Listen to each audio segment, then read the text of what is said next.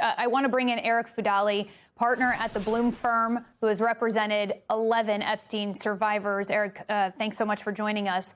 I want to start by saying that Bill Gates has never been accused of any crime, and he has publicly said, as we heard from Michael, that he regrets every moment he ever spent with Epstein.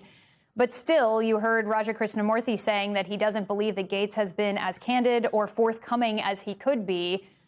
Is there still value in asking him about how Epstein stayed interwoven in this world of the rich and famous and powerful for so long?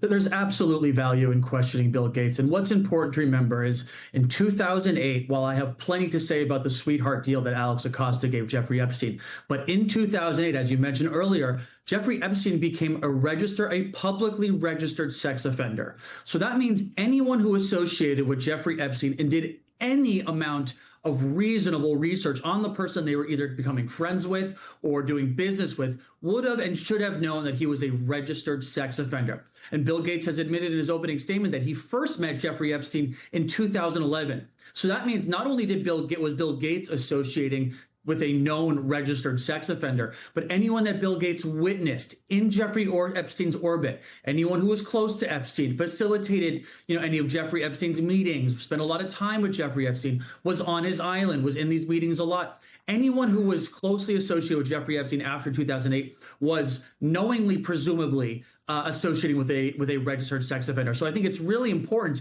and, probably very interesting for those who are investigating Jeffrey Epstein to learn what Bill Gates saw, who he associated with, why Bill Gates was with Jeffrey Epstein, despite perhaps knowing or not knowing that he was a registered sex offender, why he didn't do the research into the person he was going to be doing business with. But that's what I want to know. Who continued to associate with Jeffrey Epstein after 2008? And I think Bill Gates is someone who could probably shed a lot of light on that. I'm sure you'll be anxiously awaiting the transcripts from this. As we mentioned, the former chief investigations counsel for the House Oversight Committee has been helping prepare Gates for today's interview. That's the same person that until December spearheaded the committee's Epstein inquiry. What do you make of that? I mean, it would be comical if it wasn't so scary at this point, how much conflict, how much corruption, and how much this is just such a very clear cover up by this Trump administration. I mean, if it wasn't clear yet, the fact that now someone who was working for the DOJ is now helping someone prepare for interviews, but it's just, it's beyond corruption. It's beyond conflict of interest. It's beyond ethical violations. It's at this point, anyone who can't see what is happening is not looking.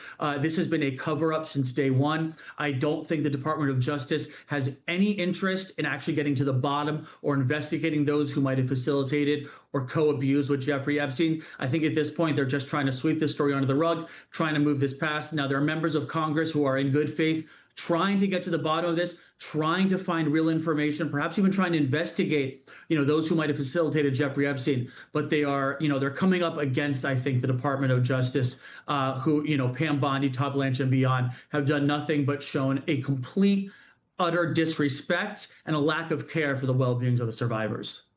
Eric Fudali, thank you so much for your time. Thank you.